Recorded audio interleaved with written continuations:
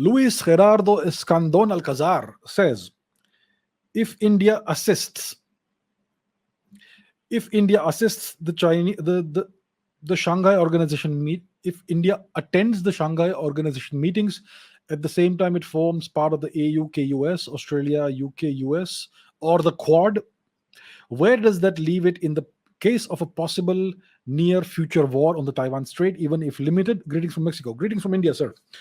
So, India is indeed part of the Shanghai Cooperation Organization, SCO, yeah, which is essentially a Chinese creature. It's been created by the Chinese. Russia is part of it. India is part of it. Pakistan is part of it, and several Central Asian nations are part of the SCO. India is one of the major nations. There are three major nations: India, China, and Russia. It is China dominated, right? So India is part of the SCO. India is also part of the Quad, which the Chinese construe as an anti-China alliance. So the Quad, it's not an alliance as such, it's a coalition. It's India and America and its puppet states. It's India, the US, Australia, and Japan. Australia and Japan are US colonies, essentially. So it's an Indo-US coalition of sorts, and the Chinese consider that to be an anti-China alliance. So, on the one hand, India is cooperating with China in the SCO. It is part of the same organization. On the other hand, it is part of an organization that is rightly or wrongly construed by China as an anti-China organization, right? So, this is what I spoke about in the past about the what we call the Jaishankar doctrine, that India will engage with all major geopolitical players in issue-based cooperation. There will be complete broad spectrum cooperation when it comes to economic development activities, yeah, with the US, with China, with the West. But there will be issue based cooperation on strategic matters, on geopolitical matters, on foreign policy matters. And there will be no cooperation when it comes to things that can impact India's national interests, which is why when it comes to China, there is not that much of economic cooperation, because the Chinese want to flood India with their cheap products and extract money out of India. So that's why India is not engaging economically also that much with China. But it is part of the SCO vis-a-vis the Central Asian region and these other nations.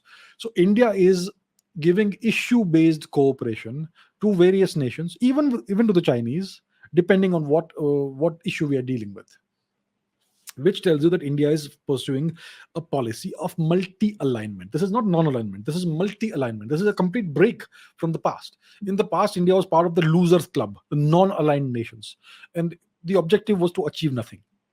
Yeah, there was no real geopolitical or geo-economic objective that the NAM had. So today, India is following a very different foreign policy.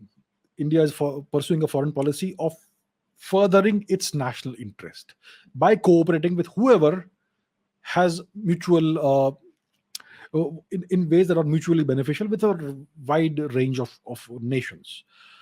So the question, so that is the context to this question. Now the question is, where does it leave India in the case of a possible near future war on the Taiwan Strait, even if limited? India will say it's none of our business. India will say we don't have a horse in this race. This does not concern India. We call upon the warring parties to cease fire immediately and stop hostilities, and please ensure that civilians are not affected and not hurt. That's what India will say. Exactly what India said in the Ukraine war. India called upon both nations to have a ceasefire, to ensure that civilians are not affected, and so on and so forth.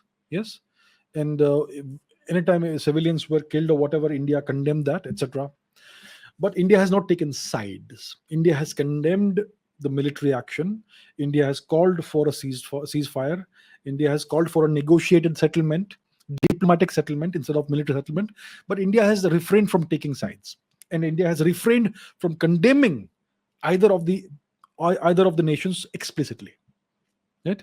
Whether it's Ukraine, whether it's Russia. Similarly, if there is a conflict in the Taiwan Strait, India will repeat this procedure. India will call for a military ceasefire. India will call for a cessation of hostilities.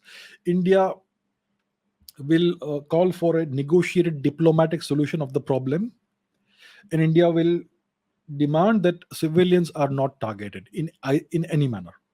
This is what India will do, but India will refrain most likely from condemning any side, and India will refrain from getting involved in any way whatsoever.